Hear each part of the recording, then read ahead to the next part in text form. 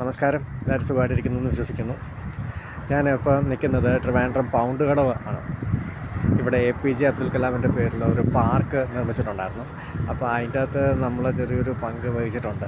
അതായത് നമ്മളാണ് ഇവിടുത്തെ ഒരു ഇലക്ട്രിക്കൽ ഡിസൈനിങ്ങും കാര്യങ്ങളൊക്കെ ചെയ്തിരിക്കുന്നത്. ഇപ്പോൾ ഒരു റിയൽ എസ്റ്റേറ്റ് പ്രോപ്പർട്ടി നിങ്ങൾക്ക് അവൈലബിൾ ആയിട്ടുണ്ടെന്നുണ്ടെങ്കിൽ അതിൽ വാല്യൂ അഡീഷൻ ചെയ്യാനായിട്ട് ഏറ്റവും എളുപ്പമുള്ള മാർഗ്ഗം എന്ന് പറഞ്ഞാൽ ഒരു കൊമേഴ്ഷ്യൽ ബിൽഡിംഗ് അവിടെ കൺസ്ട്രക്ട് ചെയ്യുക എന്നുള്ളതാണ്.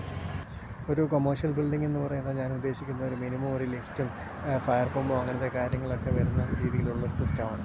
അപ്പോൾ അങ്ങനെയൊക്കെ ഉള്ളൊരു സിസ്റ്റം വരുമ്പോഴത്തേക്ക് അതൊന്ന് പ്രോപ്പറായിട്ട് ഒരു ഇലക്ട്രിക്കൽ ഡിസൈൻ ചെയ്തിട്ടില്ല എന്നുണ്ടെങ്കിൽ അതിന് വേണ്ടുന്ന ഇലക്ട്രിക്കൽ ഇൻസ്പെക്ടറുടെ അപ്രൂവലും സാങ്ഷനും അങ്ങനത്തെ കാര്യങ്ങളൊന്നും കിട്ടാനായിട്ട് സാധ്യതയില്ല. അപ്പോൾ അതുകൊണ്ട് നിങ്ങൾ ഇങ്ങനത്തെ ഒരു ബിൽഡിംഗ് ചെയ്യാൻ ഉദ്ദേശിക്കുന്നുണ്ടെങ്കിൽ ആദ്യം ഒരു ഇലക്ട്രിക്കൽ കൺസൾട്ടൻറ്റിനെ സമീപിക്കുക. എങ്ങനെയാണോ ഒരു ആർക്കിടെക്റ്റിനെ ആദ്യം ഒരു സിവിൽ എഞ്ചിനീയറിംഗ് പ്രോജക്റ്റ് ഡിസൈൻ ചെയ്യാനായിട്ട് സമീപിക്കുന്നത്, അതേ ഇമ്പോർട്ടൻസ് തന്നെയാണ് ഇലക്ട്രിക്കൽ സൈഡിലും കൊടുക്കേണ്ടത്. ഒരു പ്രാവശ്യം കൊമേഴ്ഷ്യൽ ബിൽഡിംഗ് ചെയ്തിട്ടുള്ള ആൾ പിന്നെ അടുത്ത കൊമേഴ്ഷ്യൽ ബിൽഡിംഗ് ചെയ്യുമ്പോഴത്തേക്ക് ഉറപ്പായിട്ടും ഒരു ഇലക്ട്രിക്കൽ കൺസൾട്ടൻറ്റിനെ സമീപിക്കും. കാരണം എന്താണെന്നറിയാമോ? അവർക്ക് അറിയാം ഓരോ പ്രാവശ്യം എങ്ങനെയൊക്കെയാണ് കോസ്റ്റ് സേവ് ചെയ്യാൻ പറ്റുന്നത്. അതൊരു ഇലക്ട്രിക്കൽ കൺസൾട്ടൻറ്റിന് മാത്രമേ ഉള്ളൂ കോസ്റ്റ് എഫക്റ്റീവ് സൊല്യൂഷൻസ് ഒക്കെ പറഞ്ഞു കൊടുക്കാനായിട്ട് പറ്റത്തുള്ളൂ ഇലക്ട്രിക്കൽ സൈഡിൽ. അപ്പോൾ എല്ലാ ടൈപ്പ് ബിൽഡിംഗ് പ്രോജക്ട്സിലും നമുക്ക് ഇലക്ട്രിക്കൽ ഡിസൈനിങ്ങും ഓട്ടോമേഷനും അങ്ങനത്തെ കാര്യങ്ങളൊക്കെ ചെയ്ത് കൊടുക്കാവുന്നതേ ഉള്ളൂ. അപ്പോൾ നിങ്ങൾക്ക് ഇങ്ങനത്തെ എന്തെങ്കിലും റിക്വയർമെൻറ്റ് ഉണ്ടെന്നുണ്ടെങ്കിൽ നമ്മളോട് പറയുക. Thank you for watching this video. See you soon. Take care. By.